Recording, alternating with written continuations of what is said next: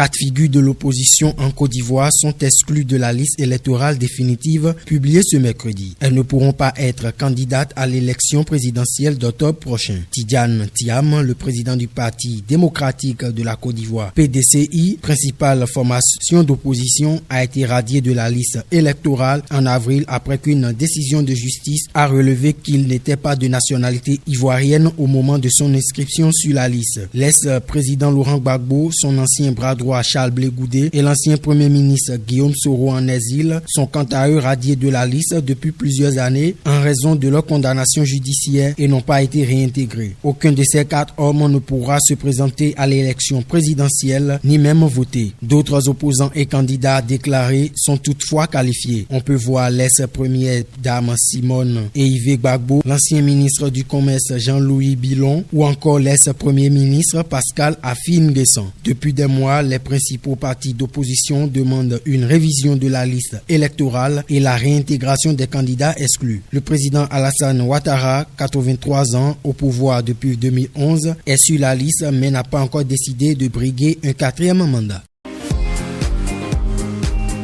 L'ancien ministre ghanéen des Finances, Ken Ofori-Atta, fait désormais l'objet d'une notice rouge émise par l'Interpol ce 5 juin. Il est accusé d'avoir utilisé sa fonction publique à des fins personnelles, notamment dans le cadre de la construction controversée d'une cathédrale nationale, un projet ayant coûté 58 millions de dollars au trésor public sans aboutissement concret. Recherché pour corruption, Ofori-Atta a été déclaré fugitif par le bureau du procureur spécial après avoir manqué une convocation devant une commission d'enquête. Ses avocats assurent qu'il est à l'étranger pour raisons médicales et dénoncent une procédure injuste malgré la transmission de certificats médicaux. Ministre de 2017 à 2024, Ofori-Atta est ciblé par l'opération récupération des biens spoliés lancée par le nouveau président John Mahama. Cette initiative vise à récupérer plus de 20 milliards de dollars détournés par des anciens responsables. Si la notice rouge ne constitue pas un mandat d'arrêt, elle permet à la justice ghanéenne de solliciter l'arrestation d'Ofori-Atta à l'étranger en vue de son extradition.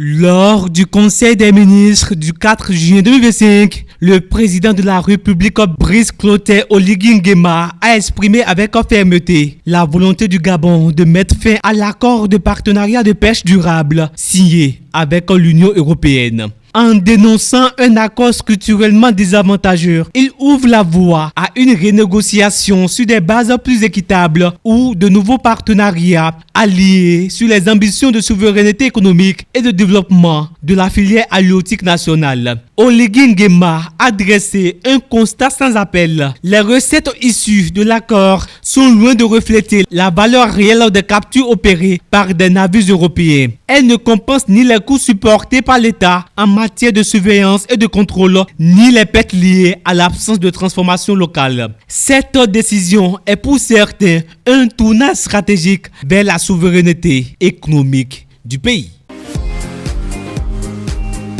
Jamais la ville de Mokwa, dans l'état du Niger, au centre-ouest du Nigeria, n'avait connu pareille catastrophe.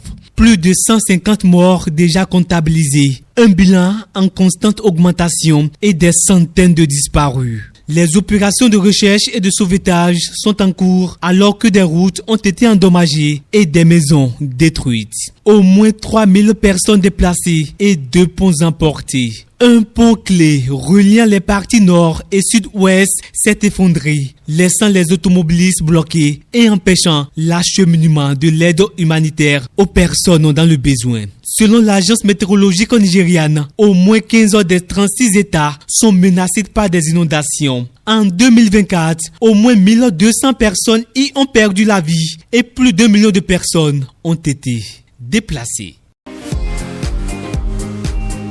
Arrêtée le 30 mai dernier, la développeuse informatique et cyberactiviste kenyane Rose Njeri a été libérée sous caution ce 3 juin par le tribunal de Milimani à Nairobi. Elle est poursuivie pour interférence non autorisée avec un système informatique après avoir créé une plateforme en ligne permettant aux citoyens de s'opposer à la loi de finances 2026. Selon les informations, le ministère public l'accuse d'avoir perturbé les consultations en envoyant massivement des messages à la commission des finances du Parlement. Sa défense dénonce une inculpation infondée, soutenue par une centaine d'avocats bénévoles, dont d'éminentes figures politiques. Rose Ndieri a affirmé que le pouvoir crée les idées. Elle a appelé la jeunesse kenyane à ne pas céder à l'intimidation. Libérée contre une caution de 1000 shillings, soit environ 700 €. Elle comparaîtra de nouveau le 20 juin 2025.